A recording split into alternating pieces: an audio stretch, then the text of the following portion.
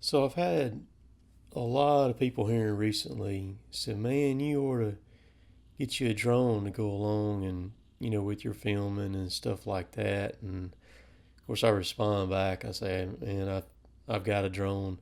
I actually had this one. It's right at 2 years old. It's a DJI is what it is. And so if you're going to buy one now, either buy the Phantom 4 or the DJI Mavic Pro is that's what I would buy now, would be the Mavic. But uh, people ask me for all kinds of video requests, and I don't think a lot of people realize that I have over 500 videos out now, and I've got just about something for everything. But so I just wanted to say that. But this is the job that we're currently cutting right now, and we've been on this job for uh, 2 weeks and 2 days worth of cutting is what we've covered on this.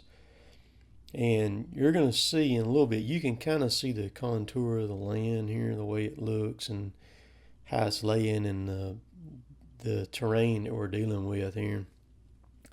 But you're going to see in a little bit just how well the drone pays off to fly. Because you don't know it, but I just flew over a whole drag of wood that got left. I've already done passed it. I didn't say anything about it. But I'm going to take the drone here and I'm going to make another loop, and I'm going to drop the drone down into the valleys. And then you're going to be able to see the drag of wood that has been left. Now we've done this, we've cut this entire area here with two sets, where the loader is sitting now, what you're looking at right now, and then back to the left of where it is was where the first set was. A lot of these places, there's just nowhere you're very limited on where you can set up, and what you can do. And this end of this job here is kind of the only two places that we had to set up. Now you can see Kevin going out in the service truck there now, but I'm dropping the drone down. I'm fixing to fly down these hollers here right quick.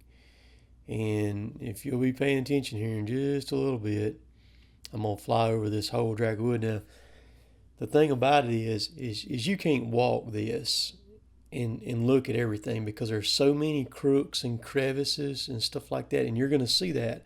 So like you could be on one side of the hill looking, and if you don't just completely walk completely over, you'll never see a drag that's left. But you can take this drone, and within five, you can see all the dust coming up over there. Within 5 minutes, you can fly a huge area and look at everything. Now see, I'm flying up this holler right here, and just meandering up at the dragwood is going to be coming up here in just a little bit. But it just I can stay in one spot on the track, fly the entire track, and then take it and watch the video like what y'all are doing now, and I can see all of this stuff. Now if you'll notice, the drag is coming up, it's straight in front of me. You see it right there? It's a whole drag of wood got left right there, and that's a big drag too. Chad went and got it. I told him where it was this morning, and he went over there and got it. But this ground here, this ground in this area is really, really sandy. It don't grow pine. These pine, what you see standing, looks like it's really good, but it's not. The trees are only about 35 to 36 feet tall of logwood that's on them. And it's taking us about 25% more stems per load to make a load of wood. So it's taking, quite a lot more work to load a truck. And it's okay. The track was never thin, but it's just got a lot of, mixed stuff on it. Got quite a bit of hardwood mix in it too. You can't really tell it, but it does. You can see as I'm lifting up here, this is kind of overlooking Belk, Alabama is where this is right here now. And you can see the mill, the Georgia Pacific mill, coming into view right there over the horizon. that's it over there at Belk, and then you can see the loading deck right there below us. So hope y'all enjoyed this drone video. Drone videos for me don't get as many views as my regular videos do, but I had so many people requesting them that we'll see if they'll show or give views.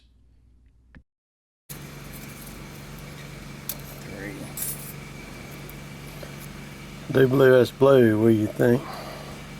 Mm-hmm.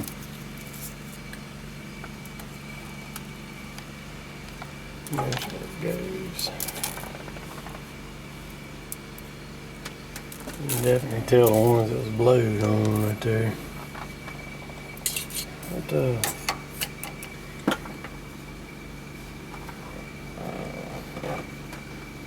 That's powder from them boats that where they put okay. seeds on. Yeah, pull them out. Okay, gotcha.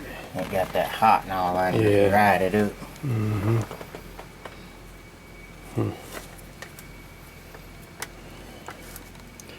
Yeah, it looked like freaking sand. There's what it looked like. What's wrong? The boats is stretching, and that's what's causing the problem. So what's happening here?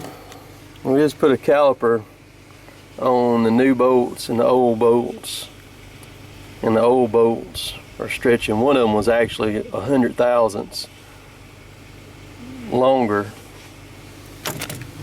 than the new bolt. We checked another one, and it was 60 longer, which 60's plenty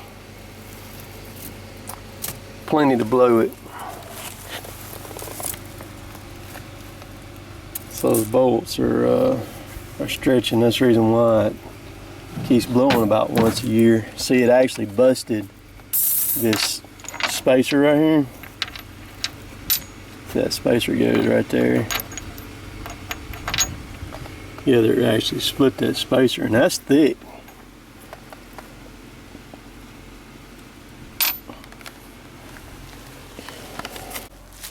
All right, here's what we're gonna do. Let's see if he's got one laying back here. I don't think he's got one laying back here no more. These bolts here, they come out that are stretching. They're the exact same bolts that go into a John Deere 6.8 liter 6068 engine. So what we're going to do, we're going to put a full set of Deere bolts in that manifold there, because the Deere bolts will not stretch for whatever reason. Those are stretching right there, because like I said, we checked them with a caliper right there, and one of them was 100 longer than the original one, which is right here. So we're going to put a full set, except for this one right here. This is an odd one that has a stud on the head of it there. We'll have to put that one in there. We're going to put a set of Deere in it and see if that'll work and keep it from stretching, because like Jay said, the Deere ones will not, they don't stretch once you put them in there. So we're on the phone. We're fixing to get somebody to run to Warrior right quick and get us a set of those jokers is what we're fixing to do. So you can see Dad over there pushing out a spot. We're fixing to swap sides right here, whipping out the skid with both these John Deeres. And of course they won't pull what the 635 will pull. And we located a set of manifold bolts a while ago. We got that taken care of. They're on their way out here to us right now. Samantha's picking them up and gonna bring them to us, and we're gonna put a full set of Deere bolts in that Cummins over there, and see if they won't be better. They should be better. So that's what we're doing.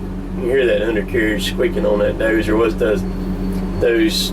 That's got a sealed and lube pins and bushings on those rails on those tracks, and there some of them that we've never put an undercarriage under that dozer. We've had that dozer since 1998. We bought it new, and some of those, yeah, that's all I need. And some of them are starting to let the oil out, and we're just gonna keep running it till it won't run no more. So what we're gonna do, because I mean, when you got to put an undercarriage up under it, you're gonna have to put it up under it anyhow. So we're just gonna run it all the way out, and and then we'll stick one in it then.